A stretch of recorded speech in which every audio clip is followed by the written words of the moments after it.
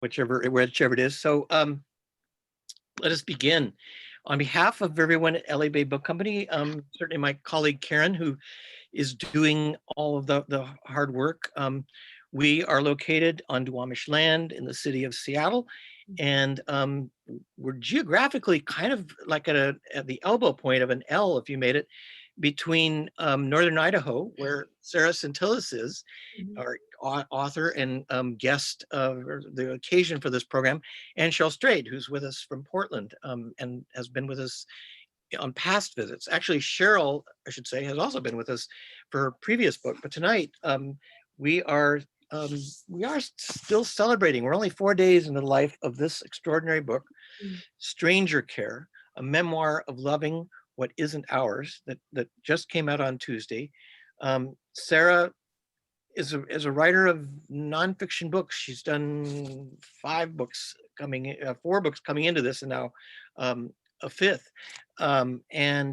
Each of the books have been remarkable, and some part of her story might be in it. A Church of Her Own, Breaking Up with God, and the most recent one, the one she did come to Elliott Bay 4 years ago, Draw Your Weapons, which a lot of which was centered in or near Seattle.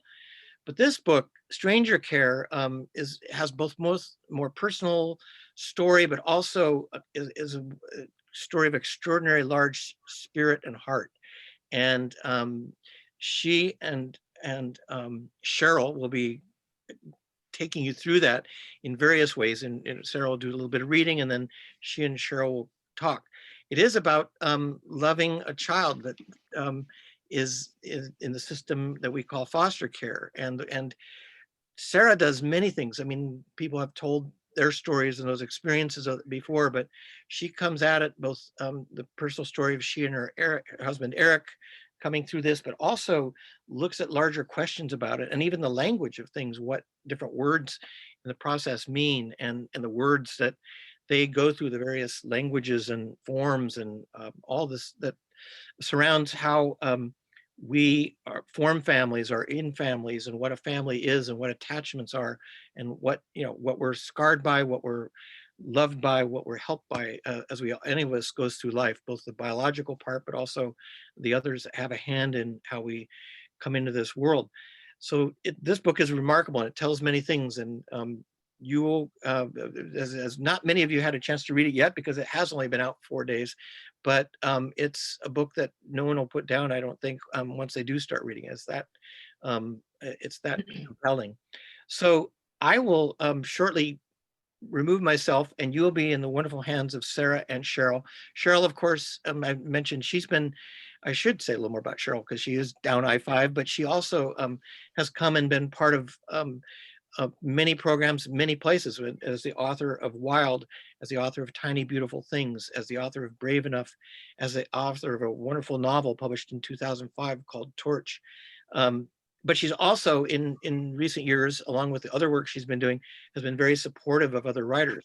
She did a program like this a few months ago with a young writer named Suleika Jaouad and her memoir about having survived cancer and then what she did after that. So Cheryl will be a great one to be a part of this tonight, with empathy, with her brilliant reading, and they may get into it, but she actually, I think, helped with the final result of this book, some of the process of the book.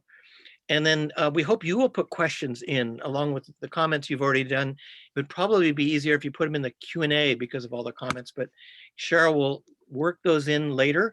And so do be thinking of questions based on what you hear, and she will work those in.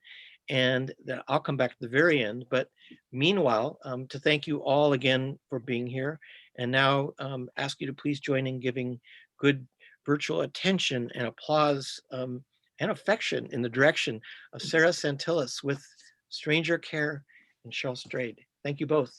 Thank you. Ooh, Sarah. Thank you, Cheryl. Thank you, Rick. Thank you, Karen. Sarah, it is such a pleasure to be here with you, and especially with this beautiful book. This is an advanced reading copy, but yours out there in the universe, if you have the hardback brand new edition of this, it's a treasure. I envy anyone who has yet to set out on the journey of this book. Sarah, as you know, I love it. I as soon as I finished reading it, which I read, back when you had finished it and we're in the final edits, you and I had a long talk, and I meant sincerely and truly what I said, which was I thought it was truly a masterpiece. I felt like it was both like the most heartbreaking thriller I'd ever read, because it was a kind of book where I just kept wanting to know what was going to happen next. And then also a very deep counterpoint to that was that how contemplative it is. Everything that you've written to date tells us, anyone out there who knows Sarah's work, you all know that she's a deeply thoughtful, deeply mindful writer who's always trying to dig beneath to the next thing, to the deepest truth, to really the most empathetic, ethical answer to any question. And of course, which means she's never got the answer to the question. There's always a question beneath that. And so the book is both of those things, that kind of riveting, deep, what's going to happen next. I hope good things come. And then that deep examination of what it all means. So, Sarah, what an honor it is to be here talking to you tonight. It's such a gift to be with you, Cheryl. Thank you so much for all you do to support all writers and support me and support this book. And thank you for taking the story into your heart. It means the world to me. I actually shouldn't have worn something that shows my chest, because I'm going to be blushing and getting, I turn red when I get nervous or feel happy. So everyone's going to be able to see all my emotions, but that's a good thing. That's what I do on the page anyway, so it's fine. You should always wear a turtleneck when you're with me. It's kind of a good advice across the board. So there's so much to talk about in this book, as you know. I mean, I'm just bursting with questions. But I think that a good way, maybe for us to step into this conversation, is to hear you read from the book. And I understand you're going to read the preface, so we can start from the beginning. And those of you out there who haven't read it yet, we'll just get the story right from the start. Can you read to us, Sarah? Thank you. I would love to. Thank you so much. Here's the preface. Faded pink construction paper letters taped to the wall of the Department of Human Services classroom spelled, "Welcome to DHS." Eric and I sat in the back, near the door, on blue cushioned chairs with wheels. On every long table, a scattered handful of hard candy, peppermints, butterscotch, Tootsie Pops. We'd eaten dinner at 4:45, so we'd arrive on time. Though the department's office was less than 10 miles from our house, class started at 6, and in Portland's traffic, the drive could take an hour, which it did. The classroom was cold. I took off my jacket, but not my scarf. Thankful Eric had brought us insulated mugs of herbal tea. The facilitator stood at the front of the room. "Our goal at DHS is to keep biological families together," she said. "The first plan is always a return home plan. But in the meantime, kids need a safe place to go." A man in an orange sweater at the table next to us crunched one Tootsie Pop after another, scrolling through his phone's Facebook feed while the facilitator talked. "Kids in foster care are our most vulnerable citizens," she said, "and the state doesn't make a very good parent." She handed us posters outlining foster children's rights: access to free soap and shampoo, to clean drinking water, to a working phone. "Hang it somewhere visible in your home where your foster kids can see it," she said. She wheeled an ancient television into the middle of the room, inserted a VHS tape into the VCR, and pressed play so we could watch a video about being mandatory reporters, which meant when we were certified as foster parents, we would be required to report any suspected violence. As the video played, she sat with her back to the television during paperwork. When the tape froze and wavy lines filled the screen, she didn't notice until we told her. "Nothing important happens at the end," she said, and turned off the TV. I walked out of the classroom during a break and into a larger room with glass-walled offices on one side and a waiting area on the other. Couches, chairs, toys, games, multicolored rugs, a place for parents to visit their children who have been taken away. "Remember," the facilitator said when we returned, "forming a healthy attachment to a child is very different from making a claim on that child. Foster families have to parent knowing the child will leave." She looked around the room. How many of you are relatives of a child in care, she asked, and everyone except Eric and me raised their hands. Our classmates were there to be certified as foster parents so they could care for nephews and nieces and grandchildren whose biological parents couldn't care for them. You're doing a good thing, she told them. There are about 400 foster homes in this county. 60% of those are homes like you, relative care providers, but they take care of less than half of the kids in the system. The rest of the kids are living with people who aren't blood relatives. She gestured to Eric and me. We call it stranger care, she said. I still think about that meeting in Portland 6 years ago, about that version of myself with my hope and my fear pointed in the wrong direction, afraid I wouldn't be able to love someone else's child, unaware of the joy to come and the heartbreak, the helplessness. Given what you know now, would you do it again? People ask. And I know what they are trying to say is that they wish they could lift this grief from me, but it isn't the right question because this is how we find you. Some say children come from stars, look down from that hot, bright fire to this cool green blue and choose their families. Others say children arrive by stork, winged through sky, cradled by beak and blanket and brought to doorstep. But you will come by phone. For this reason, we have a landline, a word I like to say out loud because of the earth it names and roots me to, plumb line, divining rod, beacon to find your way home. There will be a ringing and a voice saying, "Are you ready?" Then we will ask questions and the voice will answer and you will wait, patient, already knowing our yes because you decided it. You will teach us that family is everywhere, well beyond the cul-de-sacs of our narrow minds, taking the edges of the ideas we have about who can be loved and who belongs to whom and stretching them wide. There will be a social worker who will tell us there will always be holes in your story, missing pieces we can't provide. You won't be able to tell them what it felt like when they kicked your ribs, she will say. And I will want to tell her I knew you before I had ribs. I knew you before bone, before marrow. I knew you when we were dust gathered and mixed with water and animated by wind, seed, egg, division, explosion. Countless are the ways you've been born. You have so many mothers, the one who birthed you, the one who brought you home, the earth, the mountains visible outside your bedroom window, the 3 spruce trees in our yard, ocean, rocks, river, moon, stars. I remember a children's book about a baby bird looking for his mother. Are you my mother? He asked a cat, a dump truck, a wrecked car. Are you my mother? He asked a cow. How can I be your mother? Said the cow. I am a cow. Are you my mother? He asked a dog. I am not your mother. I am a dog, said the dog. But in your story, the one I tell you now, everyone answers yes. Wow, that's beautiful, Sarah. It's interesting to hear it again, honestly, because what I guess before I say what I'm about to say, what I want to ask you is, how do you talk about this book? Essentially, we're going to have to spoil some things, right? I mean, like I said, the book reads like a thriller, and you do want to keep reading and say what happens next. But in order for us to have this conversation, really, we're going to have to talk fully about what happens ultimately. Is that right? Do you agree? Yes, I think so. Yes. Yes. Okay, so spoiler alert. Right there, what I didn't notice the first time I read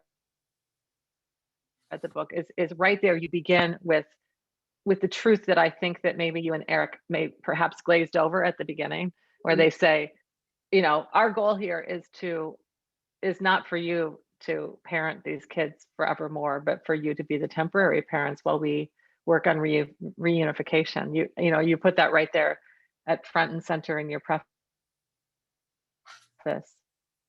And I'm curious, is that true? When you entered into this process, what were you thinking? What were you thinking? I mean, how was it that you were hearing that message?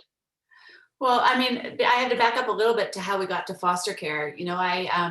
I think of myself as a feminist, as someone who says what I want and what I need, but I hadn't really been admitting to myself that I wanted to be a mother, and I hadn't been saying that truth to my partner, Eric. And by the time I did, I realized I was married to an environmentalist who didn't want to bring another human onto the planet.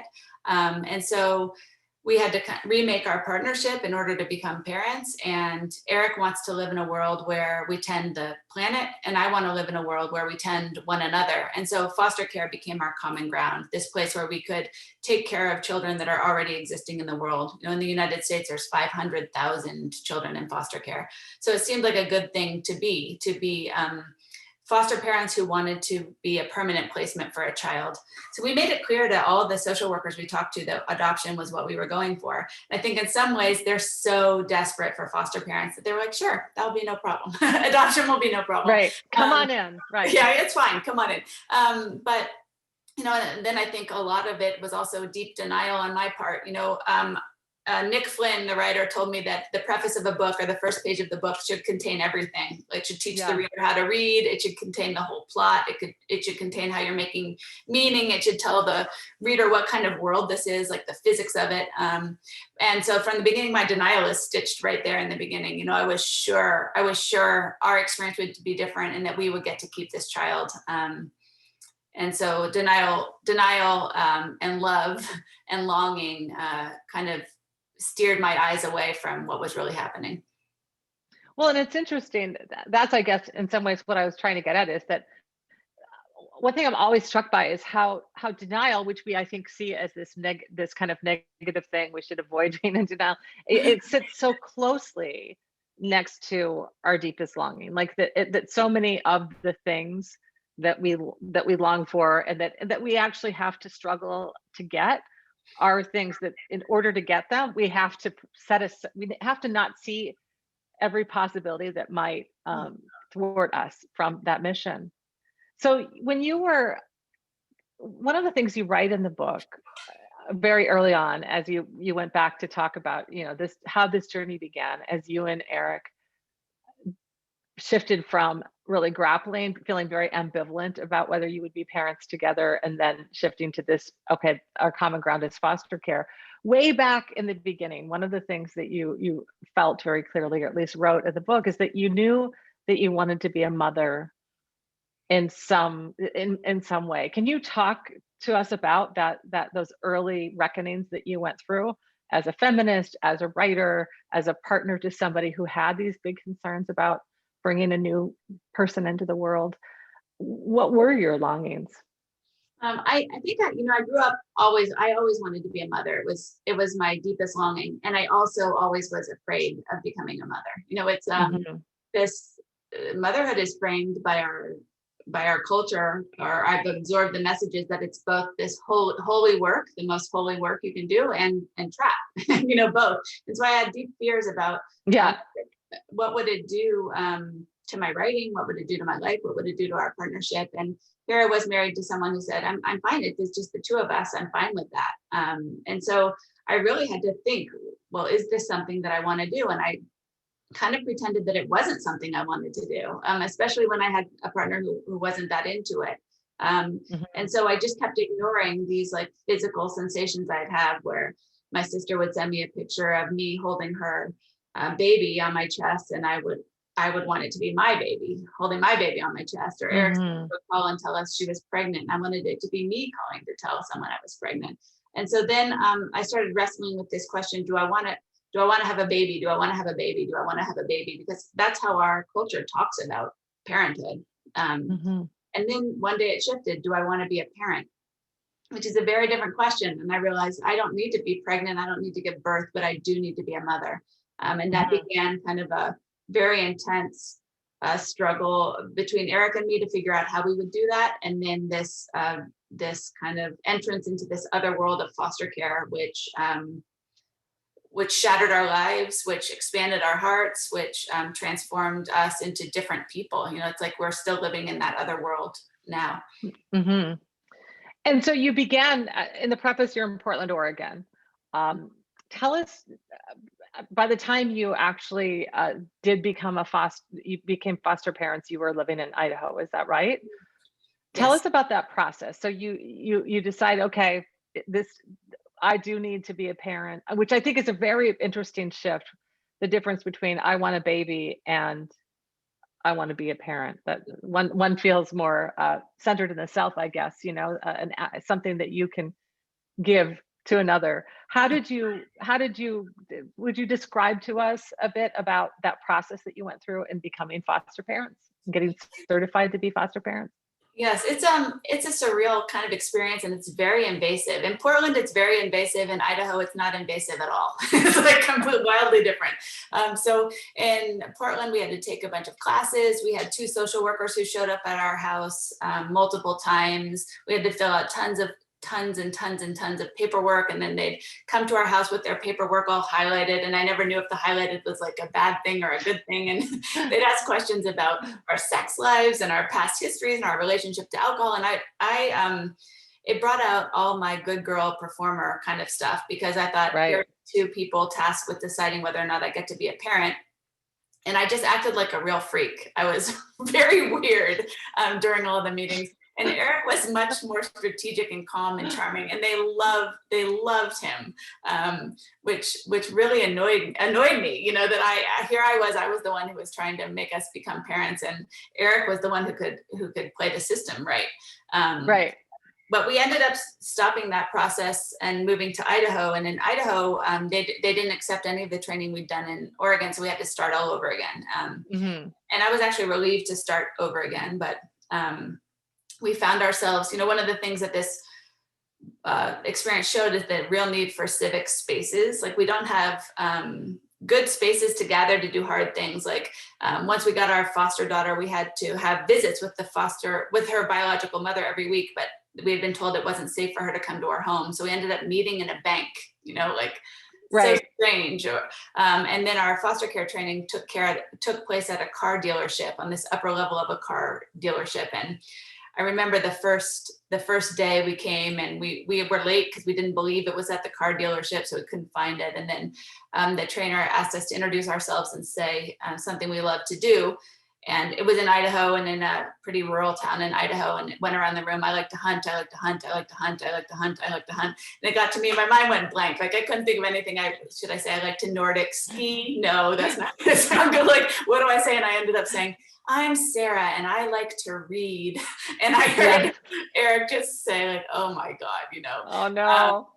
But so we were definitely, at first felt like the odd people out. And then, you know, that group of people in that room were some of the most caring people I've ever met. They were all there because they wanted to give homes to vulnerable children, and because they care about communities, and they want to tend the people that need tending. And so it ended up being a pretty beautiful experience. Right. And you are also unique in that, as you say in the preface, a large percentage of the people who are becoming foster parents are already related to the children in some way. Mhm. And then another percentage of those foster parents are they're not looking for a permanent adoption. They want to help somebody through a crisis or a temporary care. Mhm. The 2 of you from the beginning were saying, we want to adopt a baby. And Mhm. then you finally were made foster parents of a baby. Can you tell us about when Coco came into your lives? Yes, we got a And I call. should say Coco is not her real name. You changed the names in this book to protect privacy. I did. Yes, thank you for saying Yeah. that. We got a call at 11 a.m. We had just been backpacking with Eric's friend and my friend Derek. We'd been out of cell service, and the next day we were back, and we were going to go float on Silver Creek Preserve, and our phone rang, and it was a social worker, and she said there was a 3-day-old baby girl who needed a home. Could we come get her? And she was in Twin Falls, which is 2 hours away. So we got the phone call at 11, and we were holding this under 5-pound baby girl at 2 p.m. And at 2 p.m. in 5 seconds, we were madly in love with this baby girl, and ready to take care of her.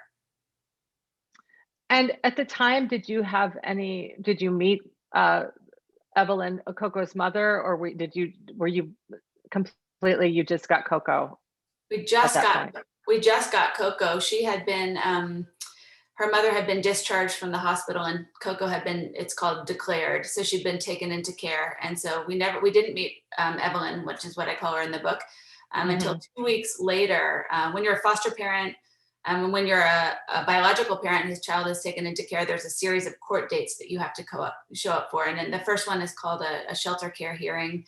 in which the judge declares that, yes, this was the right thing for the child to be taken into care. And that's when we first met Evelyn. And I will never forget it. You know, we had Coco wrapped up in all these blankets and she was in a stroller, and we had to bring her through the metal detector of the courtroom. And once we got to the other side, Evelyn said, can I hold her? And here's this woman who has given birth to this baby. This is her daughter. She's given birth to her 2 weeks before. Her body still looks like she's just given birth. And she took her 5-pound baby girl and held her to her chest and just whispered, I love you, I love you, I love you too much, I love you too much, I love you too much. And that was my first recognition. Okay, this is not what I thought it was. Here is this baby's mother. I am not this baby's mother. How am I going to navigate these relationships? Right. And so by that point, did you say Coco was about she'd been with you for about 2 weeks? Yeah. Mm-hmm. And let's just back up. You hear Evelyn saying, I love you too much. How did you feel about Coco by that point? What happened to you when you and Eric brought her home? I was probably also whispering, I love you, I love you, I love you, I love you, I love you too much. You know, people think of foster care kind of as babysitting, and it's not. It's parenting. It's, you know, foster parents are asked to have an expanded sense of kinship and family, and we did. We welcomed her. We knew she wasn't ours, but we also knew we belonged to each other, and that was immediate. Our belonging, and we're feeding her every 2 hours. We're staying up all night long with her. You know, we're whispering to her. We introduce her to the world. So we felt the same thing, and that's eventually what I realized is that Evelyn and I really had nothing in common, but we had the most important thing in common, which was we both loved the same little girl. Yeah, the thing what shook me so much to my core about your book is the complexity of your feelings towards Evelyn and hers towards you, and the fact that you both love this little girl and that you're both her mother in different ways. And my immense heartbreak and compassion for you and Eric, and my immense heartbreak and compassion for Evelyn, which I know that you also feel, which I think, you know, made this book went to that next level for me because of that you were able to articulate and interrogate and write about, you know, this awful, impossible position that you were in, which is that you wanted the baby to be yours, and you also had to, in some ways, be rooting for Evelyn, right? I mean, she lost the baby because of things that directions that her life was going in that weren't healthy for her or the baby. And she decided to try to change her life so she could get her baby back. Can you tell us about that? Yeah, I had this, people say that when you have a kid, everything changes, that you feel love like you'd never felt before. And when people used to say that before I had a child, I really found that annoying. I felt like you don't know what I'm capable of. You know, I felt like it frames non-parents as deficient. But what my heart did expand with Coco, but I don't think it was because she was my child. It was because the universe had said to me, like, here, tend this. And I think the universe says that with everything, with land, with refugee, with enemy, with immigrant, with neighbor, with everybody. That really are the ways our hearts expand for a child shows us how our hearts can expand for the world. But I wanted desperately to keep Coco, and in a way I've never wanted anything before. And I found myself wishing harm on Evelyn. I wanted her to disappear. I wanted her to fail. I wanted her to relapse. I wanted whatever needed to happen for Coco to be mine to happen. And that's not how I want to live in the world. That's not how I want to think about other human beings. And I have an incredible therapist named Juliana, who gave me a real talking to one day when I had called her because I felt like if I had to give Coco back, I'm going to die. That was the feeling, like, I don't think I can survive this. I don't know if I want to survive this. And she said that I had to turn my thinking 180 degrees around, that I had to stop rooting against Evelyn and start rooting for her, that I had to love her as much as I loved Coco, that here's this person who's had a horrible life and I can't wish more harm on her to get what I want. And that I have to be able to look, if we get to keep Coco, I have to be able to look her in the eyes and say, your mother was beautiful. Your mother loved you. We loved your mother. We supported her to get well for you. And I have to be telling the truth. She also said, my life is not worth more than Evelyn's life.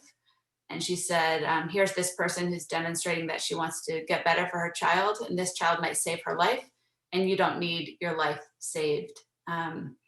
So that was like, at first I said, I can't believe I'm paying you for this. Like, that's not what I want you to tell me. But it was the most profound and healing advice she could give me. And then learning to love Evelyn became a practice for me. I did lots of mindfulness meditation for her.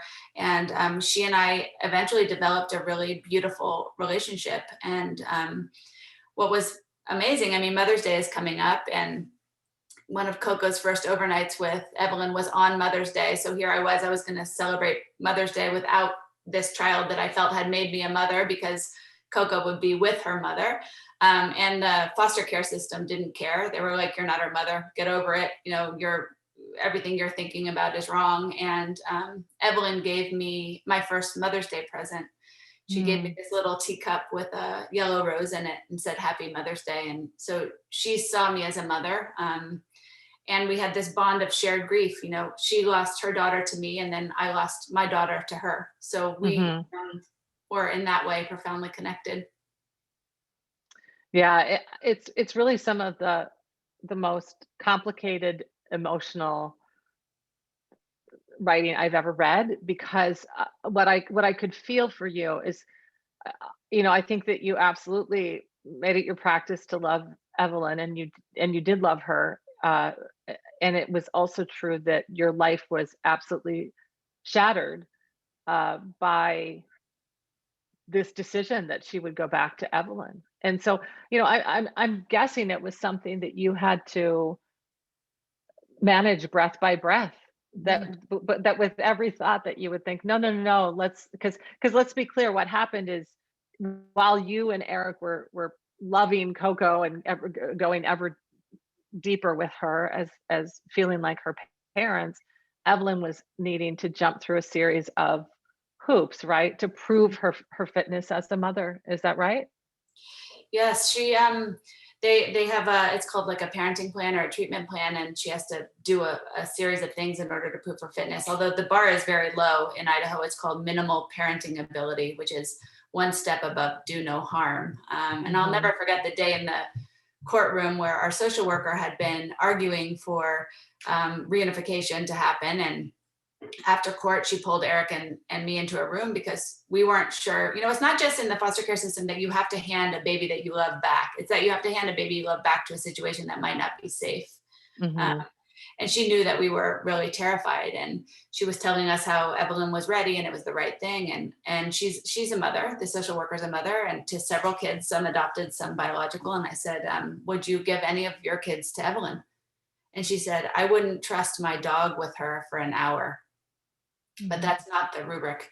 And so it was this very complicated thing where I could recognize Evelyn was trying to do everything she could. And here we are in a society that doesn't support parents, doesn't support single mothers, has structural poverty, doesn't have access to good rehab, not access to good mental health. I mean, the foster care system is picking up after all these other broken systems that don't work, and then punishing people for being poor, or punishing people for being addicted, or punishing people for being mentally ill and not giving them the services they need. But while Coco was in care, Evelyn had access to a lot of resources: counseling, rehab, social workers, court-appointed special advocate, job training, on and on and on. And then as soon as reunification happens, all those resources disappear. Yeah, and I was even going to say also childcare. I mean, frankly, that was us. You know, that because I mean that's what's I think the most just utterly devastating and painful aspect of Evelyn's story is, you know, basically it was only, you know, when Coco came into the system and was taken from her, suddenly there was this little sort of island of assistance and resources and opportunity that were afforded her. They'd say, okay, well, if you want to get your daughter back, we're going to help you in these ways. And as long as you can jump through these hoops, then we'll give her back to you, and then onward you go back into those systems of oppression, Mhm. poverty, addiction, no resources, I mean, all of that stuff that really probably contributed vastly into her being in that system to begin with. How Yeah. did you, how did, you know, I- I- we could talk for hours about the injustices of not just the foster care system, because I think what you so aptly say is very correct. They're working on one piece of a problem that's much bigger than this. But is there your book is so full of these moments where it's just infuriating what you have been put through, and more importantly, what the children in their care have been put through. Um, do you have any? I mean, how does it get better? Like, is there anything that you can say about the foster system that you think would be helpful for anyone out there to hear who might work in that system? Or is it just so vast that we just say we need to fight for a more just society? Yeah, well, I think that, I mean, it's a very complicated question. And yes, we need to fight for a more just society. I think Eric just shared with me an article on Mother Jones today that's about that. It's similar to this idea of how we're rethinking policing, that foster care needs to be rethought. Like, why are we criminalizing behaviors that are actually structural problems, structural oppression? Hmm. But from my experience, the small things I can see are that what I talked about, that she had this access to supports that then disappear once Coco's reunified. The systems are wildly different from state to state. So I've experienced 3 states now of foster care, and each one is different with its successes and its failures. And then I do think, as foster parents, we were asked to have an expanded sense of family, but as foster parents, but in the foster care system, they really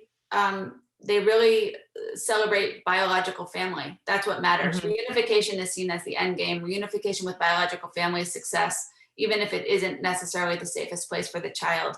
And I've been learning a lot more about models like open adoption, where the idea of family remains expanded. So, as soon Hmm. as Evelyn's case closed, we didn't have access to Coco anymore. We couldn't know anything about her, how she was, what she was doing, where she was, because we were shut out. We didn't have any right to that information. So I think it would be, there's lots of ways it could become pro-family instead of pro-biology, pro-child. And I Poor think, child, right? yeah, I think all the time about, it was so difficult for me to navigate that system. And I'm an overeducated white person with money.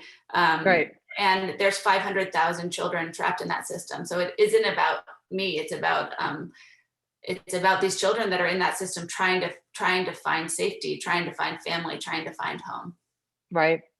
So you had to give Coco back to Evelyn when she was how old? 10 months old. 10 months. So she spent the first 10 months of her life with you. And then what happened? You said at first that Evelyn kept you in her life for a bit. Yes. When we learned that she was going to be reunified, our social worker wouldn't help us figure out how that would work. And so Eric and I were on our own, and we kind of developed this beautiful ritual that we did with Evelyn to welcome Coco back for her. And our friends collected books and built a children's library for Coco. They were kind of like, if she can't have you, she can have these stories that would light her way.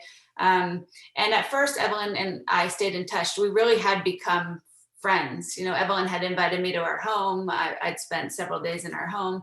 She asked me to be childcare for her a few times. We went to Coco's first birthday party, but then she disappeared, and then the story devolved from there. And I remember when you told me, I'll never forget, we were sitting in this cafe in Ketchum, and you told me about this. You told me you were in deep, deep grief.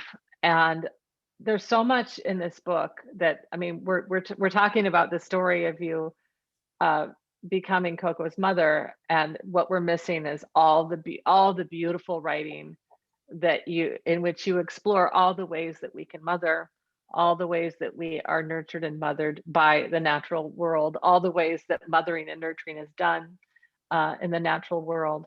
But I was really so we're not able to have time to talk about all of this. So when you all read the book, it's all there. But I want to talk about grief and the solace that the wild world was to you. Mhm. I remember the scenes. I think there's a scenes in the book of you walking with Coco and pointing out the world, right? And Mhm. then you were walking without her. Can you talk about that? Yeah, first I have to say, Cheryl, you are one of the best writers on grief around, and not Thank just in you. your books and on the page, but like in your texts and in your conversation. I remember when I first started experience this kind of grief over Coco, which I had never experienced before. A friend of mine, a writer, said, "Grief is a new language, and you'll recognize right away who can speak it."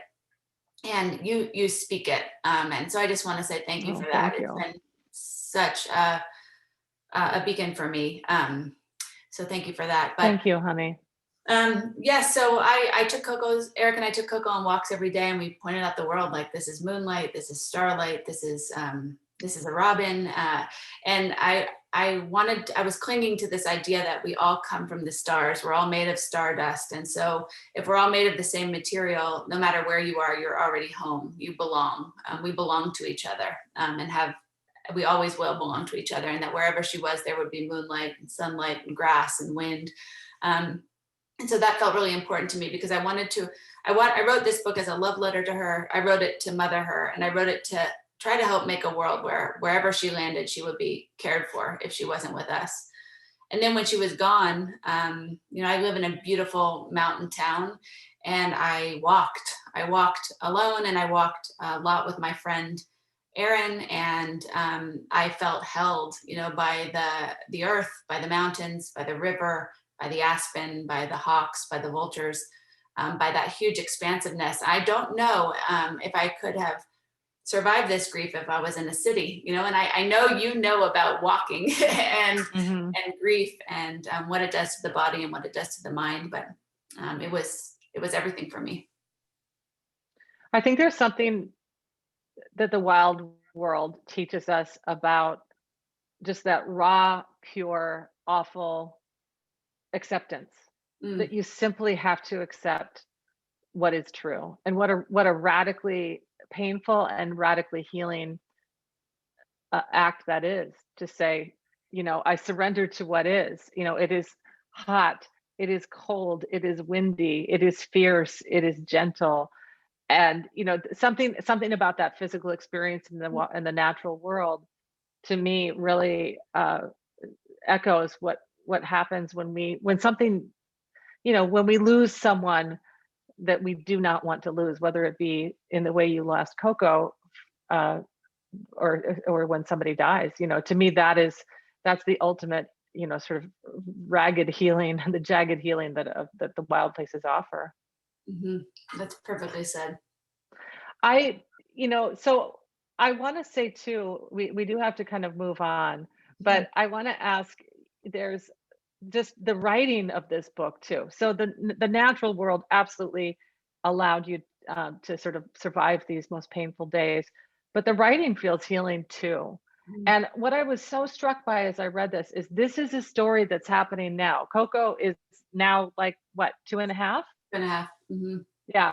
So this isn't like ancient history. You're writing, things are still actually happening with Coco. So I want to know what is happening with Coco, Mhm. but also what did it feel like to be writing about this experience when you were very much still processing it and living in it? Well, there were three things that helped me in the experience. One was walking outside and being with friends. Two was my like social justice activism work. Getting outside my own pain and helping other people. I do a lot of work to support immigrants in my community. And then the third was writing. It was I felt intense rage. I felt intense grief. I felt intense helplessness, which is like the worst. Helplessness is such a difficult feeling. But when I was writing, I felt a sense of agency that I couldn't access any other way. There's some kind of agency in arranging words on the page and putting them in order, even if those words are "she is gone," "I miss her." And I don't know if you felt this writing Wild, but when I write about Coco, when I talk about her, like right this minute, it brings her close to me. I feel her close. And so even when I would be writing and crying, I felt her close to me. And all through this whole experience of becoming a foster parent and then being a parent to Coco and then losing Coco, Eric would just look at me and say, go right, go right, go right, go right. I took tons of notes. I have notebooks after notebooks after notebooks. And I'm just so grateful for that. The book was actually, even though the material is intense, it was actually fairly easy to write, much easier than Draw Your Weapons, because it felt, I knew I had to do it. I wanted it to be a love letter to her, like I said. And so there was this impulse to get it on the page that maybe it could offer healing to her in the future. Mm-hmm. Mm-hmm. And so what's happening with Coco now? Well, she is back in foster care in a different state. And Eric and I went to go get her, and they would not give her to us. They gave her to a different family, which people can read about more. And we're fighting for her. We're fighting to bring her home. We still want to bring her home. And now we Zoom with her on Thursday mornings. So we get to see her by computer screen. And we wear funny hats, and we've sent her toys, and we play with the same toys and do parallel play. And her language is developing, and she's making all kinds of sounds, and we read stories together, and we laugh with each other. And it's this beautiful, intense, joy-filled 30 minutes that we're allowed by the foster care system. And then the screen goes dark, and it's like we lose her again all over again every week. But she's a happy, well cared for little girl right now. That's so beautiful. You know, you lose her, but you don't. She's always with you. And one of the things that I've thought this a lot about when I think of you, and my heart has broken for you so much as I have witnessed you going through this experience, is one thing I used to remember when my kids, who are teenagers now, when they were babies, they would just be little babies, and I would hold them and love them so much. And I would think, okay, if I died tomorrow, they wouldn't remember me, but they would never forget this. They would always, this love, the magnitude and the power of this love lives in every cell of their bodies. I believe that with all of my heart. Mm-hmm. And so, you know, you will never be gone. You and Eric will never be gone from Coco, even though she can't be with you. And I do think that that's a really powerful thing to, you know, we've talked about the foster system being so unjust in so many ways and so complicated in so many ways. And yet I think that act of always saying, you know, I can mother you, I can father you, I can be the stranger who takes care of you. It always equals something, even if it didn't turn out the way you hoped it would in the end. That's so beautifully said. You know, Eric and I keep our foster license current and up to date, because in part, so we can always be ready to bring her home if we ever get to do that, but also because we might, you know, someday do it again, because I really believe in that idea of taking care of the stranger, of welcoming the stranger. I encourage anyone who's thought about being a foster parent to become a foster parent. Like, I think the question of the foster system is the same question of the pandemic, which is, are we a community that will take care of each other? Are we a community that will change our lives to protect the vulnerable? And sometimes it feels like, no, we're not. You know, if you look around, it feels like, no, we're not a country that does that, or we're not a people that do that. But in the foster care system, that's the same question. Will we tend the 500,000 children that need a safe place to go? And my hope, Right. And that's just yes. And that's just the 500,000 children in the United States, right? Yes. There's like the whole world. So yes. I'm dying. We're going to have to, I could keep talking to you all night, but we're going to have to turn to the questions from all of you lovely people out there. Please put them in the Q&A. I'm going to start reading some in a minute, but first I want Sarah, I understand something else kind of big has happened recently in your life. Yes. In the other room right now, it's my parents and Eric are holding a tiny baby boy who's 2.5 weeks old. And we adopted him through an agency, a nonprofit agency in Idaho called A New Beginning. That's excellent and ethical and amazing. And it's open adoption. And his birth mother is the most incredible human I've ever met. And she's our family now, and her mother's our family, and her daughter's our family. And it's just been a beautiful, joy-filled experience. Well, I know there's so many people in the chat saying they're happy for you. I am so happy for you, my dear. Thank you. When you texted me, I get these texts now of these beautiful Pictures. baby boy images. So let me ask Sarah some questions from the Q&A. Patricia says, the lack of spaces for community to do hard things is a spectacular issue. I wonder if there were more female city planners, would there be more gathering spaces? Yeah, what do you think about that? I think that's great. I mean, I think, I never really thought about it until all of a sudden here I am bringing, I mean, picture this, right? I have a baby in a baby carrier. I have to bring her into the bank, hand her off to this other woman who has a supervisor also there, and leave and then come back. The bank tellers are like, what is happening? It's actually my bank now, and they all know what's going on because I live in a small town. But I remember one day I walked out of that bank and I said to one of the tellers, like, this is really hard. I was crying. I said, this is hard. And she said, I know, honey. No, but I think it's similar in how we think about family. We think we have limited ideas of what needs to happen in public. Libraries are these great public spaces. Bookstores are great public spaces. But we need more places where people can do the hard work of being in community. Mm-hmm. Okay, so Sarah, to be unable to comfort one's child is such a torment. How do you carry on knowing that Coco is out there but separate from you? Does it take an enormous self-control or trust? It takes a meditation practice, actually. I meditate to Coco every single day. It makes me emotional to talk about, but Eric and I grieved very differently for her, but it actually made our marriage stronger to go through this process.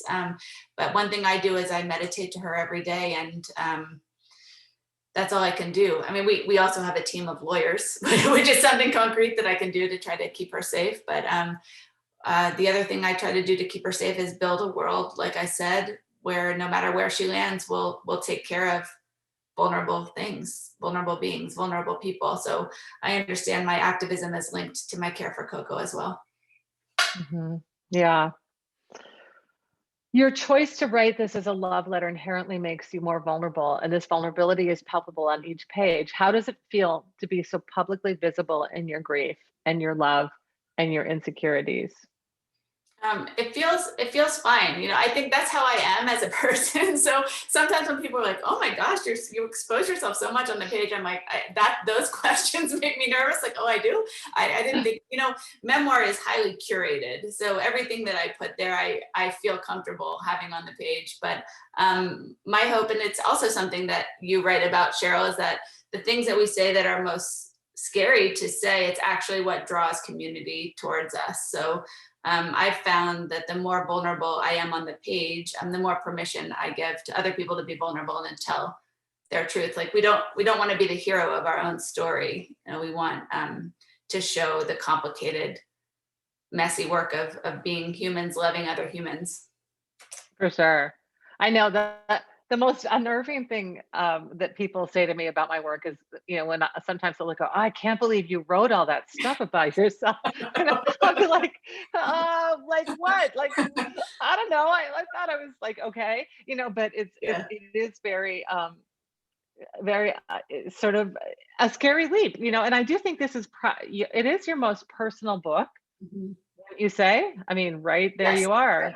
Mm-hmm. I was curious too. I mean, the way that you wrote about your marriage, I obviously poor Eric just gets dragged into this story because he's married to you. And that's one of the things I've always grappled with as a memoirist. I always think like, it's the hardest thing about memoir is the unfortunate fact that other people exist, it's like, because, you can't tell the story of this huge experience in your life without pulling Eric into it and Coco into it and Evelyn into it and the social workers. And you know what I mean? Like, and I know you protected the privacy of who you could, but like Eric, you can't, even if you gave him a different name, everyone knows it's your husband, right? So it's like, we could call him Bob, but we know it's Eric. And, I'm curious about the process you went through, actually, like, were there parts of the book that Eric was like, you can't write this about me?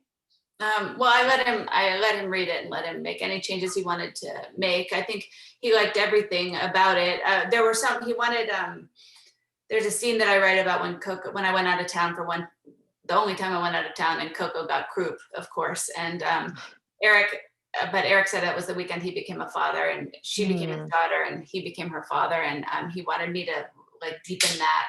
But I love Eric. He's the person I love the most. And so I have a high ethical code when I write that I want to do justice to people, but I also want to leave room for them to transcend anything I might write about them. I want to always remind the reader that there's more to everyone than just what I'm writing about them. So I think Eric feels, he's in the other room, maybe he'll correct me now if I'm wrong, but it feels like I was loving and generous to him on the page.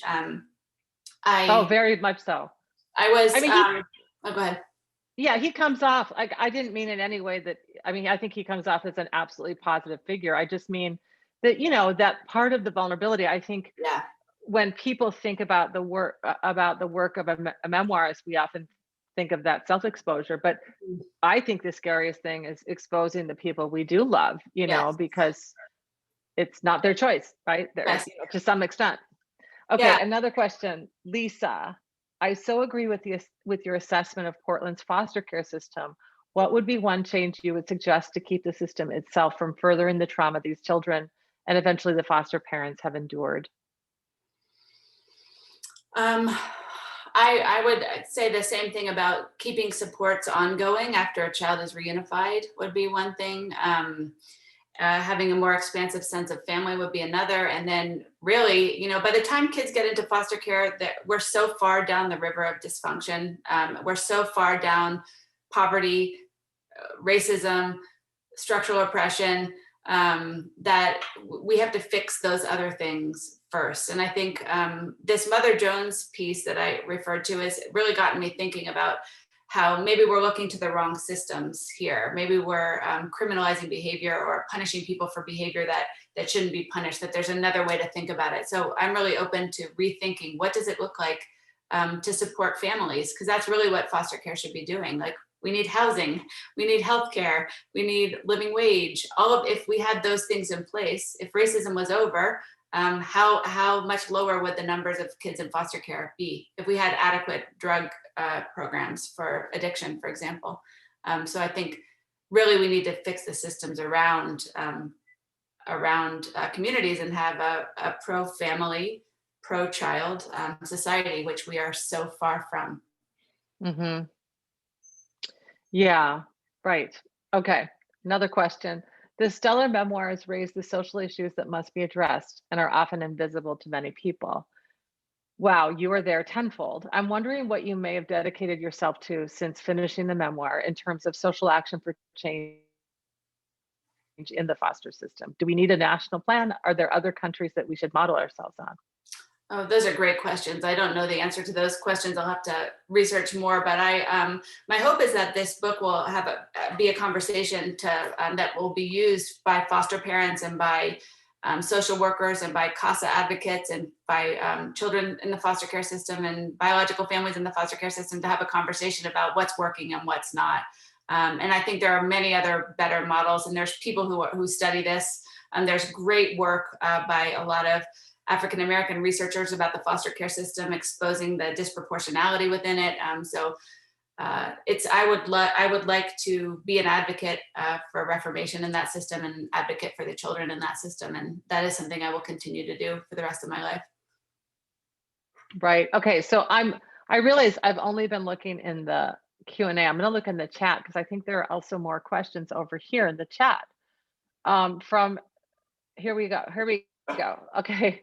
From Mary, how did your friends and family help or hinder your experience in this wonderful story? My friends and family were amazing. They welcomed Coco into our lives full force. They supported our experience in foster care, and then they grieved our loss of Coco together. It's one of the beautiful things about having this new baby boy is that I realized even more deeply how, grief is not something you do alone. It's something that's carried if you're lucky, you have people who help you carry it. And my community of friends and my small town community carried this grief with me. And now that we have a baby boy, they're carrying that joy too. And that's beautiful to see, where people are able to carry grief and joy at once. So it was definitely something that Eric and I did not do alone. We were well supported. Right. So now I know you are able to Zoom with Coco now. I mean, is it just that you have to sort of, is it a wait and see sort of thing? Is it a relationship? Is it possible that she will come back to you and Eric? My biggest hope is that she comes back to Eric and me. We have to wait to see what happens with the parental rights. Her father is back on the scene too, and her birth mother, so they get another chance to try to put their lives back together in order to keep her. And then when it becomes clear that their parental rights will be terminated, then there would be what's called a permanency hearing. And so they make a decision about where she belongs. I see. So it's still all in process. Yes. Okay. Okay. So I'm trying to, for some reason, I don't know how to get down. Can you scroll down and see the question on the chat? On the chats? Yeah. For some reason, mine is like stuck. Hello, everyone. I can see. I don't see. I'm looking. I see one it says here, "Dear Sarah, my sister Candace." Can you read that one? It's just that I can only read the first sentence of it. That's the last one. Dear Okay. Sarah, my sister Candace, whom you know about, was a juvenile defense lawyer in Oregon who specialized in keeping children with their biological parents. She knew that was always not best for the children, but her passion was to support children. She fell apart when she lost a child who had been put in foster care to keep her from her biological parents, who the system felt were not safe. We called Candace the good woman of Oregon for her devotion to children. So many want to do so much good. How do we reconcile all of this? I don't know. It's complicated. I think the best way for me to think about it was that struggle that I had in my own feelings for Evelyn. And that I had to be able to say the sentence, I'm rooting for Evelyn and I want to keep Coco. And both of those were true at once. And I think the foster care system is exactly that. How do you make a system that protects biological parents' constitutional rights? Because we don't want to live somewhere where they take children because parents are too poor, or too atheist, too feminist, too queer, too whatever we've decided doesn't make a good parent, right? We don't want to live there. But we also want to live somewhere that acts in the best interest of the child. And I have yet to see any system act in the best interest of child. That's public education, housing, medical care. I don't think we know exactly how to do that. And we ask people to be in these systems that are highly traumatic, and then we underfund and under-resource them. So I think it's really important to rethink what it means to be a community and whether we're a community that will take care of each other. And I think that's very complicated to think through. It is. I mean, I think that what we keep circling back to, and it's interesting because it's like all of these different variations on the same question that comes back to that in so many ways the system enacts these kind of like the rules. Reunification is best, or not. In some states it's the opposite. But what really is true is the complicated and the particular is what's best. I mean, that if we can only say reunification can be successful when we keep offering the kind of support that those parents got in their efforts to get their kid back. And we don't live in a society that offers that up.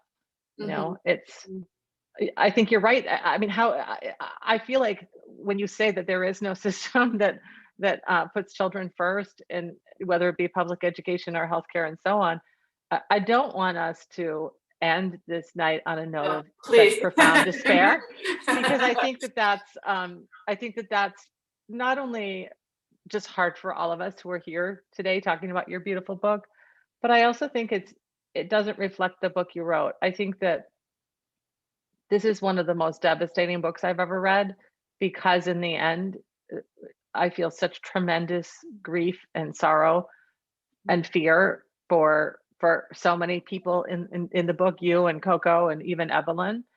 But I also think that the book is so full of really it's the ground level of the story you're telling, and the sort of basis of essentially your approach to life is that we have the capacity to love, we have the capacity to keep going and continue being compassionate and to mother and nurture and be mothered and be nurtured by others, strangers. And so, I think that the book is full of that kind of really radical hope, wouldn't you say? That's my hope. That is my hope for the book. I've structured it where there's the Coco story, and then these kind of interludes of nature, like watching a father robin teach his son how to fly, or a time that Eric rescues a fledgling robin from our backyard and frees the bird, or the way that trees communicate with one another, and that trees not only recognize their own offspring, but recognize strangers and send food and resources, that trees remember and they can hear and they communicate with one another. And so I think the world offers itself up to us with all of these examples of strangers tending strangers. And that is really all we can do, is try to build structures, try to build family systems, try to build communities that offer us the opportunity to tend one another, to repair systems that have done harm to one another, to have an expanded sense of family and relationship. I think the question that's driving stranger care is, how would we live if we acted as if we were all kin, all related, all family? How would that change how we think about what it means to be human on this planet with all the beings we share this place with? And so ultimately, to me, that's an optimistic message of abundance and possibility, and that we can do transformative work, and we can heal one another, and we can walk alongside one another and try to make a new path, a new way forward. Beautiful. And it does begin with us. I mean, there's a reason that the meeting places that you had are the car dealerships and the banks, because it tells us, what it is we value most in the culture, right? And Yeah. so, what if we each step forward and said, it really actually does matter that we have a beautiful community library or a beautiful community center that's safe and open to all, or that the world we create, the world we live in is created by the values not only that we espouse, but that we actually live. Mm-hmm. And Sarah, you and Eric have most beautifully done that. And thank you so much for all the love that you've given so many people in your life, to Coco, to Evelyn, and also the love you gave us through the words you wrote in this gorgeous book. Thank you, Cheryl. Thank you for taking Coco into your heart, and thank you for supporting this book, and thank you for all you do to be a light on this path that we're all walking, that's full of joy and pain and grief and beauty. You're such a gift, and your writing's a gift, and I'm grateful to be in conversation with you. Oh, thank you, Sarah.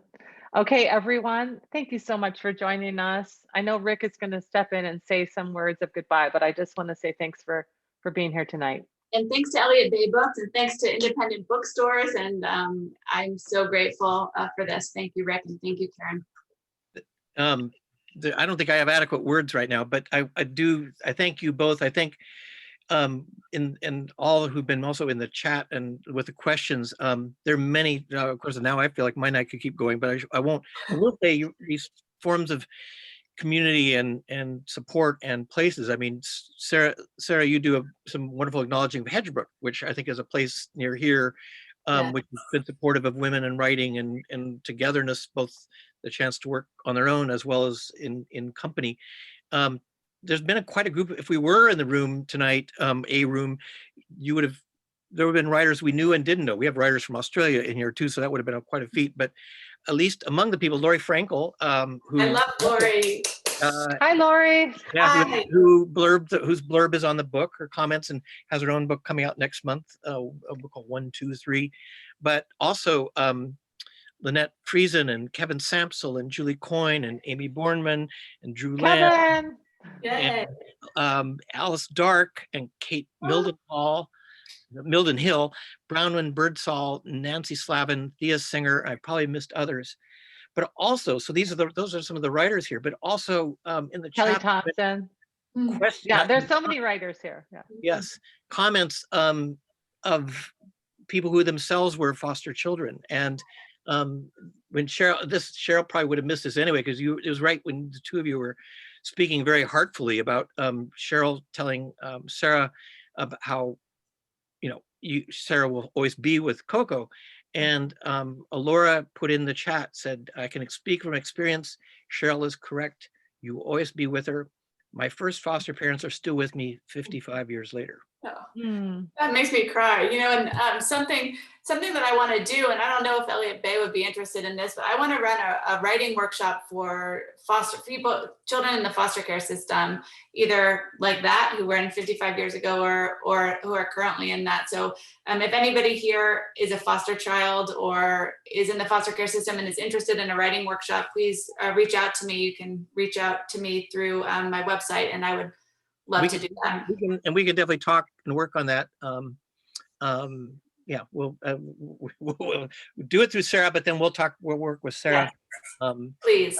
Yeah. I also, in a funny way, just say, we are approaching Mother's Day, as Sarah mentioned, and yet we've been in this funny course this week for Elliott Bay.